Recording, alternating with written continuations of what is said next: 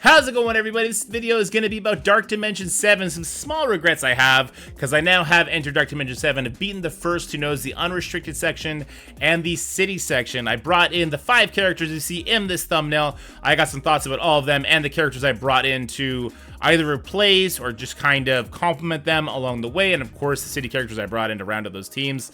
So we're going to be doing that in this video. I hope you enjoyed it. If you do, make sure you leave a like, share it with your friends, and subscribe to the channel. Without further ado, let's get into it, starting with the Unrestricted section, which undoubtedly, unmistakably, and of course, no surprise, Skrull and Apocalypse are definitely MVPs of this section, but I didn't have Skrull when I first came in. So for these nodes, on the first node, I didn't have Skrull yet. So it took me 5 attacks. These attacks were long. It took a lot of resets. You see I was averaging, like, the first attack was 200 million, and then it started kind of going down, and then it popped back up to 200 million. So it's like 150 million, 200 million. That 5th attack was obviously a cleanup attack. Not really much you can look at there. But the way it was working is Apocalypse would kind of destroy the MVP enemy on the team, and then Robbie Reyes would take over. And Black Knight was fantastic, but I have such a big Black Knight that it's kind of hard for me to judge if he's going to be worth it. If you're the type of player that has 4 stars on him, or even 5, because I got diamonds on my Black Knight, right? He's already past 7 stars. So it's really hard for me to judge that, but the way it would always go is Apocalypse would ult, that would activate Robbie, Robbie would snowball, Robbie's passive would start proccing off to pull us out of a sticky situation. All the while, Vulture was doing some crowd control stuff, so these 5 characters worked really well for me, but I'm not sold that these are the 5 best characters to bring into the Unrestricted section. Firstly, because although Vulture did fantastic for me, and he was brought in mostly because we just have an excess of tech gear, because they've been giving tech gear like crazy in leaderboards, I just don't love him outside the mode. But yeah, so Apocalypse would flip everything as you saw here, and then it gives Robbie just so many turns to work with. Vulture's turn meter rewinding people. He's putting slow on people. Lots of good stuff happening. So we're able to get through the node with relative ease. But what would always happen is after this initial burst, this initial control, destroying a single wave, the next wave would drop in, it would have cooldowns, some of the characters would have like pre-installed turn bar, and the second a turn meter ability would go out, or any sort of AoE, the team would evaporate, and that would happen all the time, right? Because Robbie very squishy, Vulture very squishy, and Noir also very squishy. So we were getting work done, everything was good, but on the second node, it slowed down absolutely dramatically. On the first attack, you see we did 50 million, and I just noticed, just from the node composition, it was going to be a slog. Luckily, we then got the final bio minis in order to take Skrull in, and once we brought Skrull in, it was completely night and day. So on this attack, we replaced Noir with Skrull, and as you're going to see, it's just the turn meter rewind that Skrull brings is so crazy. Because we do have 2 villains, right? I got Vulture and I got Apocalypse. So I think when you bring in Skrull, make sure for sure you have 2 villains. Otherwise, his turn meter rewind is not going to be as impactful. But if you're hitting 6 people with 60% of a rewind, and he's getting so much speed bar, and it's only a 3-turn cooldown, he really, really helps just sort of bring everything together and makes that snowball go even more. And then the way Apocalypse kind of complements by keeping everybody alive, it was a night and day difference between the actual gameplay on the nodes. Now, on the second attack, we put up 234 million. On the third attack, we finished it at 410 million. You're watching the third attack right now. And it was great until we reached that third node, rather. Let me go ahead and fast forward to that third node, because it's a long grind, but it's mostly safe, because once you get the advantage and you have Skrull with Apocalypse, Skrull is keeping everybody slowed, everybody controlled. Somebody like Vulture, Robbie, we're killing the MVP units. Apocalypse is slowly building his cooldowns back up, and then you're gonna walk over the node eventually, right? And that'll bring you into the third node.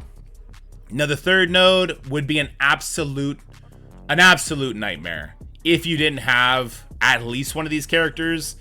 I think you could beat it if you only bring Apocalypse. Let's say you know you're not going to need Skrull until the Mythic section technically need, right?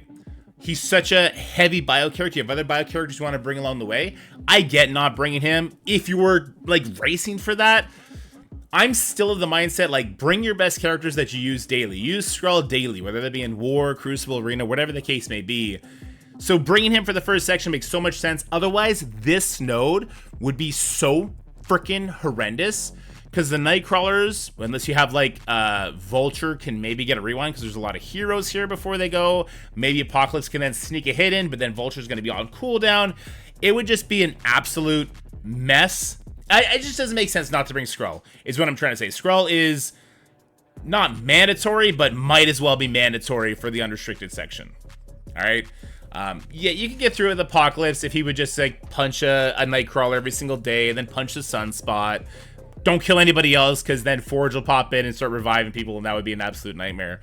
But this third node, it was definitely tricky. What I learned from the unrestricted section is it really instilled in me everything that I kind of wanted to do anyway. What I do with all the Dark Dimensions is I like to bring my best characters in the game, and to me the best characters in the game are undoubtedly Apocalypse and Skrull. Black Knight, even if he just dies for you, if you bring all three of those characters, you still have the best three characters in the game ready to go. And that's sort of the best advice I think anyone can take away from this.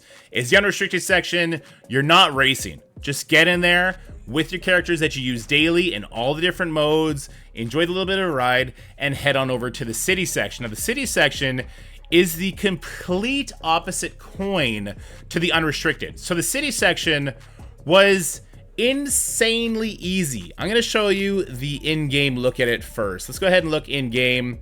And this is the first city node. One attack, one and done. So, you know, we had the three city characters that we had before, right? We had the Vulture, we had the Robbie, we had the Noir. We added Big Time again, just because we've gotten so many tech minis, and we added Pav because he's skill. And so we had a lot of skill, we had a lot of tech, and it just sort of worked out for us this way. And when we talk about what we're doing in the coming global section, this might make a little bit more sense to you. But we went in with these three characters, and it was kind of hilarious what ended up happening. So we're going to get in there, and I'm ready for a fight, right? Like, I just finished the restricted section. Dark Dimension 7 has been an absolute nightmare so far. As far as the difficulty, like, I needed Skrull. I needed Apocalypse, otherwise it felt horrendous. And then we come in here, and, well, I wasn't ready for the type of damage that my guys were putting out. Like, the Black Cat completely just evaporates. I ended up having to reset this node one time. So I see like, oh, well, Black Cat's stun kind of sucked. Let me go ahead and reset it. And then from here, like, I did 2 attempts on this node. And I end up leaving this node like, wait a minute, is City just going to be this walk in the park? Because Robbie Reyes does such insane damage and self-snowballing that it doesn't matter. And that's exactly what happened. The second node was basically no different. Ended up walking through it with relative ease. And now we're staring at the global section. So it's complete night and day. Unrestricted, absolute nightmare. Bring in your best characters. City section, bring in your cheapest characters that you still use on a day-to-day basis, as long as one of them is Robbie Reyes. So there's a lot of questions people are always asked, like, hey, should I bring in my Spider Society or should I bring my Superior 6 in? Bring in 4 of any characters that you like to use the most, as long as the 5th character is Robbie Reyes. And you're going to be absolutely fine. Because at the end of the day, you're going to end up waiting for the same thing I'm waiting for the global section, and that's going to be your catalysts. There are so many of these catalysts that are needed for these characters that it takes a long time to bring them out. Now, we're not sold on bringing Sunspot yet. We might do Iron Patriot. Maybe we'll do Namor. We don't have the...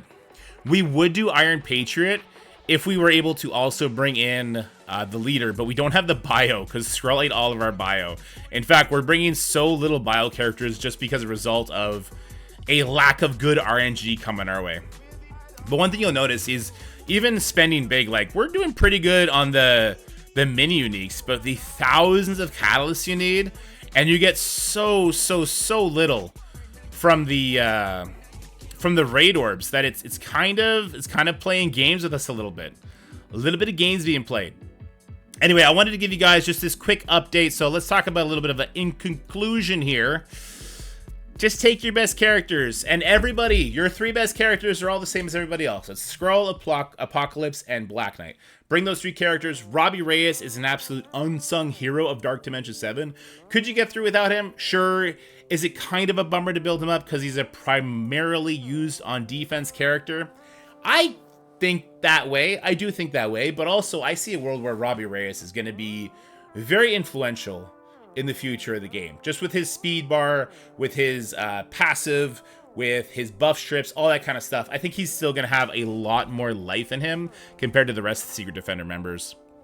And don't rush sections needlessly.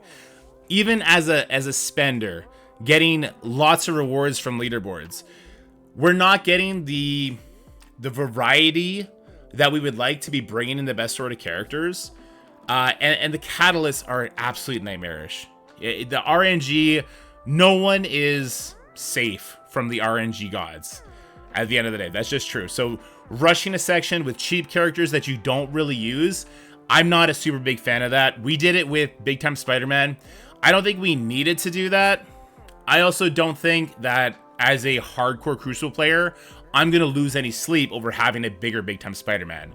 Because for what I do, my Gear Tier 19 Big Time Spider-Man is now going to help me strip the buff off of Gear Tier 19 Black Knights.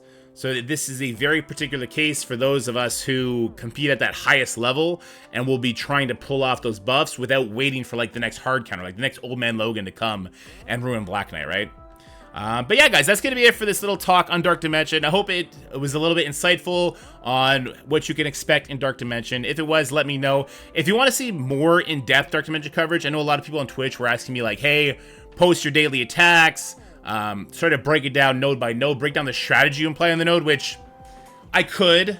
I mean, typically, when I first start a section, like I first start the node, it might be like an hour of resets until I get the node to where I kind of want it to be. When the next wave drops in, it's the same sort of thing. It's like another hour. But if you guys would like that sort of content, when we start Global, which, depending on these health catalysts, might be 3 days from now, maybe 4 days from now, I can start doing that. But let me know in the comment section below. But for now, stay happy, healthy, have fun. I hope you enjoyed this video. Leave a like, leave a comment, share with your friends. And hey, go check out the secondary channel, because we're going to be blowing it up with content soon. Solo Leveling is going to have its global release. I'm testing out a bunch of new games I'm going to be doing reviews on over there. And I hope you have a wonderful day. Bye for now. That's it for the video, guys. I hope you enjoyed it. If you did, make sure you like, share, and subscribe. Stay happy, healthy, have fun, and I'll see you in the next one.